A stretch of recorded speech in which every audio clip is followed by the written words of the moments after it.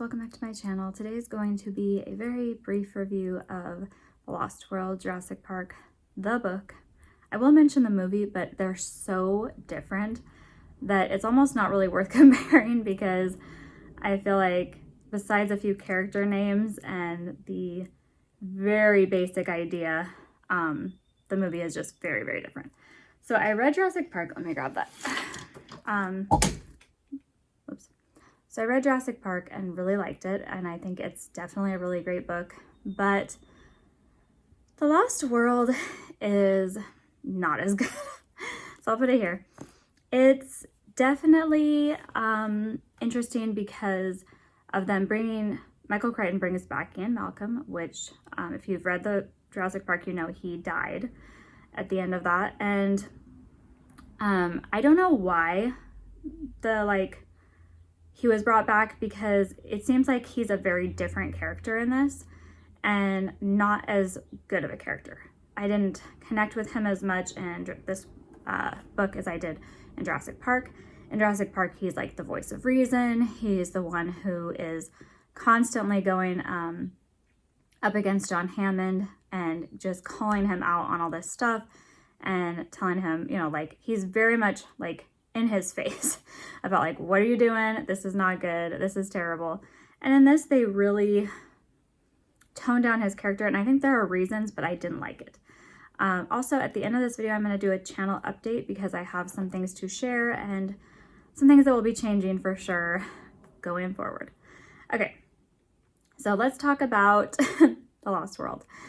So this book starts out with the idea, Ian Malcolm is, you know, kind of an academic as always, you know, and he is not told anyone about the dinosaurs. This is much different from the movie, which we'll get into. And he is kind of in conversation with this other guy, Richard Levine, who's also, he's like a wealthy academic who wants to go down and try and find a lost world. He thinks, you know, there's no way that everything went extinct. And of course, Ian Malcolm knows that, you know, dinosaurs have been brought back, but he thinks they were all killed. So they're kind of talking about all that. And then there's, you know, it's discovered that there is a site B, which is another site where John Hammond was breeding dinosaurs, and that they were basically breeding them there in mass. And this was where they were all created. And then like the healthiest and best were brought to Jurassic Park, which is a different island. So, problem. Okay, so that's like where we start out with this whole thing. Before I get into too many spoilers, this is like a 2.5 star read for me. Michael Crichton is a good writer. I think this story really went off the rails with tons of monologues that are unnecessary, a lot of unnecessary people. There's characters that just didn't need to be in this. And also they're much less likable characters. So unfortunately, you don't have the very like relatable characters that you had from the original Jurassic Park. All of these characters in this book are academics or, you know, professors. They're all very highly trained in their field, or they're geniuses. We'll get into that. And the problem is that, like, quite frankly, those people come off really, really unlikable. I'm not saying in this in general in real life all the time, but it's very much like everybody in this book, when they're interacting, at times comes off like, oh, I'm really smart. Let me explain why you should listen to me. But they are all really smart, so everybody's kind of like one-upping each other to, you know, be in control of the group, and it gets boring. And it's like the one person who has dealt with the dinosaurs before and should be the leader, Ian Malcolm, really takes the back seat to some of these other characters that are just, quite frankly, not as good. Okay, so Richard Levine, in Search of the Lost World, goes down, finds Site B. His guide gets killed. He's stuck there. These are where the spoilers are starting. Like I said, 2.5, 3 stars if I'm generous. I'm not usually, so 2.5 stars. And he's down on the Site B, and he gets stuck, like he's having some issues and kind of radios back to the people that he's in communication with, one of them being Ian Malcolm. There's another guy, Thorne, and then a guy who works for them who does like their mechanics and stuff, Eddie Carr. And then there's these two kids that are helping Levine, and they're like his research assistants, kind of helpers. You know, they're like kids. I think they're 13. And so all these people back here hear this distress call, and Dr. Levine is, you know, they can't really get through to him on the radio, but they realize where he is, and they're going to go rescue him. I am cutting out a lot of stuff, right? This is just the gist. There's a lot going on that's just boring. And so there's two kids in this. Obviously, that's vastly different from the movie, where they have combined those two characters into one character. That's Ian Malcolm's daughter, which I greatly appreciate the book not doing that. Also, I greatly appreciate the book having the relationship between Ian Malcolm and Dr. Harding being over by the time of the book. Like, they had a relationship in the past, but I always appreciate Michael Crichton not forcing romance into his books when it definitely doesn't need to be there. So thank you. This is what I do appreciate. So the rescue team goes down. Little do they know that they have been being followed this whole time and checked up on, and, you know, they've got this private investigator following them and tracking their every move, hired by Lewis Dodson. If you know from previous installments from Jurassic Park, he works for the company that was in competition with John Hammond's company, and he was trying to steal the dinosaur embryos. So he's got even better plans this time around to go down and steal eggs from this Site B. I know, I just don't understand why these people think this is a good idea. But anyway, Lewis Dodson is the other team that's going down there. The first team doesn't know about this, and he is the part of the bad guys. So it's Lewis Dodson, his assistant Howard King, and then George Basilton, who's kind of like a celebrity. Maybe he's a paleontologist. I don't remember. I'll put it. I mean, it's not really important, but he's he makes their whole thing look legitimate. He's like a very well-known person. So you have the three people that are going down to get the eggs and steal them. You have the rescue group. Richard Levine is already there. And then Sarah Harding, who is Ian Malcolm's former girlfriend, but she's very smart. She studies animal behavior. She's very, very, well known. And she's, the very strong female character. To me, she wasn't very likable. Sorry, I didn't connect with her. She's definitely feels like she has that chip on her shoulder of men don't take me seriously, so I'm gonna make them. And I just felt like it didn't really need to come off that way. Obviously, she's very well respected. Obviously, she's very smart. I just don't think that these other guys that are in this same field would have been looking down on her when she's obviously earned her spot. So it just seemed odd. But whatever. And then, so she ends up going down to try and be part of the rescue party, meets up with Lewis Dodson's group, and ends up getting pushed off of the boat by Lewis Dodson. So already we have murder, attempted murder. She makes it to the island, hooks up with the original rescue party. But anyway, so you have all these people on the island, and they're all, kind of unfortunately to me, the main issue I had with this was that I feel like all these people could be eaten by the dinosaurs and it really wouldn't matter to me. I was very annoyed that the children ended up, stowing away to be part of the mission, because I just don't understand the need to have kids in these situations. I think people think that ratchets up the tension, but these kids aren't even as sympathetic to me as the original two in Jurassic Park, because those two were just innocent victims. They didn't, they just happened to be there. The original two are just kind of put there, again, they don't have any control over it. They're just innocent victims. Whereas these two, stow away with the rescue party and end up on the island. And they're geniuses. And they're annoying. They're super annoying. And I just didn't care. I was like, okay, so who's all going to get eaten? And that, it just became, to me, a kind of a okay, slowly, let's see who gets eaten and who makes it.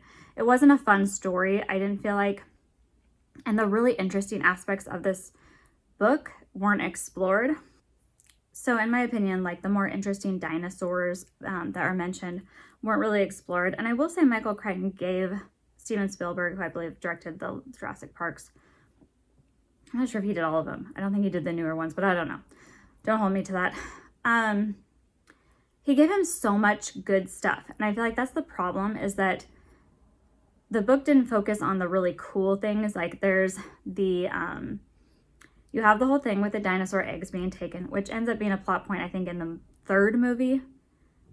Because in the second movie, they're trying to take live dinosaurs back, and then the dinosaur gets like loose in, I think, Los Angeles or something, San Francisco, I don't remember. And that was dumb. I mean, that movie was not great. I'm just going to say it. They made a lot of really poor choices in how they did that whole script, and it's so different than this. This is basically completely set. Once they all get there, they're all on Site B through the whole book. They're just trying to kind of survive. They're realizing that the animals are, you know, breeding, taking over, but also there's some problems. They don't seem to be reaching full maturity. What's going on? So there's like some mysteries, you know, that they need to kind of figure out. But the problem is like Richard Levine, who's the reason that they go there in the first place, that needs to be rescued. Like by the time they get there, he's better and he's not freaking out and he's okay, but he's like super arrogant, super annoying. So I thought for sure he's dinosaur food. Unfortunately, no, he makes it. Whereas like Eddie Carr, who's their just mechanic guy, who's really good with that kind of stuff, ends up dying. And you're like, he just was trying to help. He's like trying to rescue somebody. Why'd he have to die? And I didn't like that. I didn't like that, like, you knew Dodson and his whole group, sorry, they're dinosaur food. And you don't feel bad. I mean, I thought it was interesting how he went, because Sarah Harding kind of gets her revenge by pushing him out into a T-Rex mouth. Like, I don't know. You can feel conflicted about that. I did a little bit. I was like, okay, well, you're not a good person, but hey, I guess we're all not good people here. So yes, once they're all there on the island, they're, you know, observing the animals, seeing what's going on. Dodson's crew takes a couple eggs. Obviously, they realize very quickly that the dinosaurs are very attached to their young, and they're going to go track them down and kill them. Not sure how accurate that is, but the T-Rex is coming to get the baby T-Rex and all of that. It's just, you know, I think something happened similar in the movie where they're fixing the T-Rex's, baby T-Rex's leg and all that, and then the T-Rex comes to retrieve their baby. And all of the dinosaurs seem to be able to find their young very easily. So I don't know if that's something that is bred into them or something, but yeah, it was a bad plan to take the eggs. So Lewis Dodson loses the two guys that are with him very quickly. They get eaten.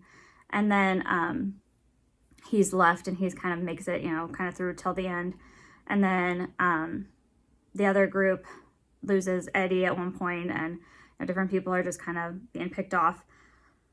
But the only thing I thought was super interesting, and I wish would have been more of a focal point, was when they discover the dinosaurs that can, that are like chameleons, that can change to the environment. And those end up being a plot point like way later down in the movies, but are so scary when they're talking about how like they're looking and they can't see them. I was like, Michael Crichton can write suspense really well, but it just, he didn't focus on the right things. Because like we already know about the raptors, we already know about the T-Rex, but you introduce this whole other dinosaur that's so cool that can camouflage itself so that you can't see it, and it's like can kill you. I wish we would have seen it more. I wish you would have focused on a few plot points instead of having this group with the kids, and you know, the kids in the computer system and the people in the trailer and the this and the that. It just ended up being too much for what should have been, I feel like, a simpler sequel. And then the movie just went completely off the rails, and I don't want to get into that. But yeah, I don't know, it just didn't work for me like the first book. I think it's a bummer because I feel like they gave Ian Malcolm a bunch of really boring monologues and kind of turned his character into like the background, almost narration of like, oh, the dinosaurs, and you know, the chaos theory and the this and that and all this stuff that he's known for is like, but they didn't make him that character that's like the voice of the audience almost. Like, are you crazy? What are you doing? No, we're not doing that. No, we're not going to stay on this island. We came here to get Richard. We're like living and we're going to take him back and we don't all need to die. But he doesn't have that like pull and that sway, like in, you know, that kind of conviction that he seemed to have in the first book to just like tell anybody like, no, you're wrong. And I think it's really odd. I think it was weird that they made his character more of a background character. I think it's weird that Richard Levine lived. I felt like he was almost another villain. He was very detached, and he was definitely like the one who was always like in pursuit of the dinosaurs. Like, no, we need to stay. We need to study. We need to figure this out. And he was just, you know, to me, not a likable character, but none of them really were. And that's the other thing. Like, when you don't have relatable characters, it just doesn't work for me. But as far as the writing, it's fine. I will say, I don't think Michael Crichton is a bad writer. I didn't think Congo is badly written. I don't think this is badly written.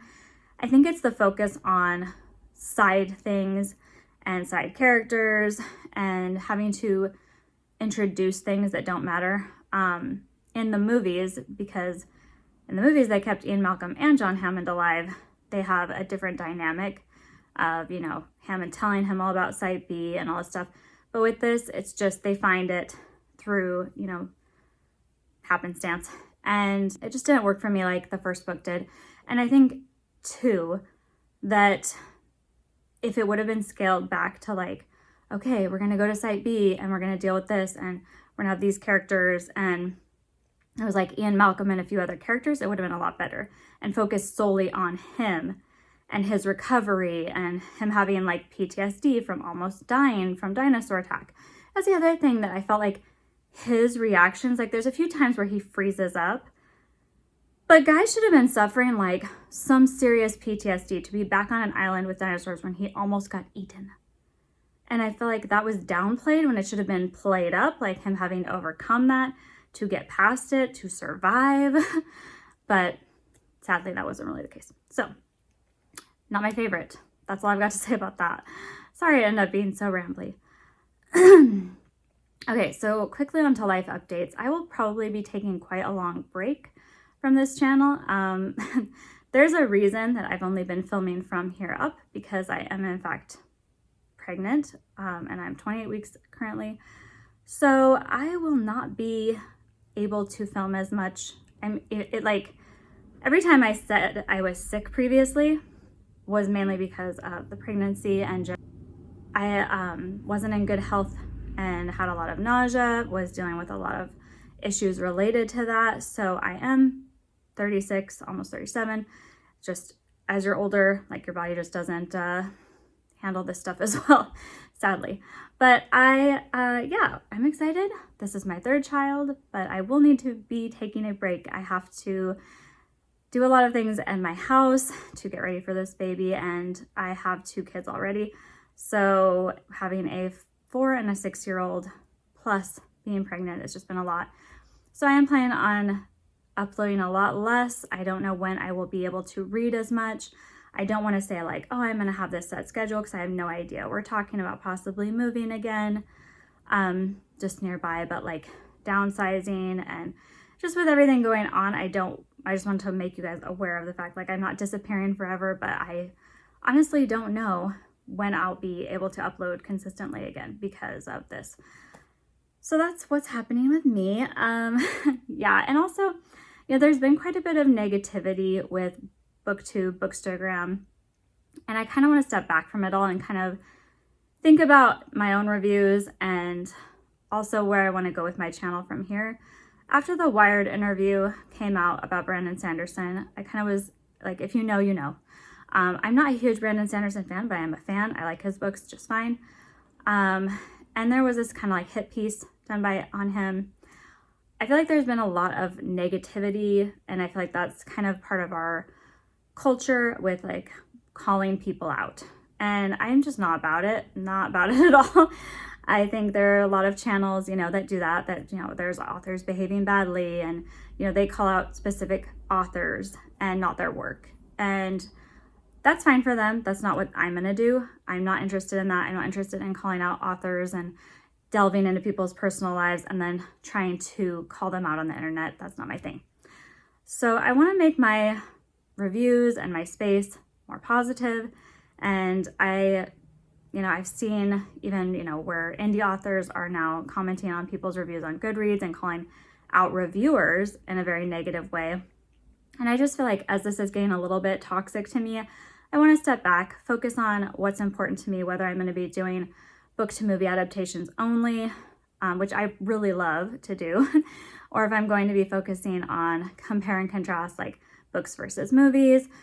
I'm not sure where I'm going to go moving forward, but I will definitely keep you guys informed as best as I can. If you want more regular updates, I am on Instagram. I have a Bookstagram account. I do tend to post there more frequently just because it's easier.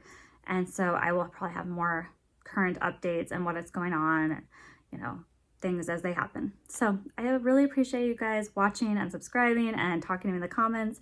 And I apologize for not being able to be more consistent, but life is happening and this is where I'm at. But I really appreciate all the feedback. And if you have any suggestions for where you would like to see the channel go or books that you would like to see me read and review, I will try and get to them when I can. But thank you so much. And please like and subscribe, and I will talk to you again as soon as I am able.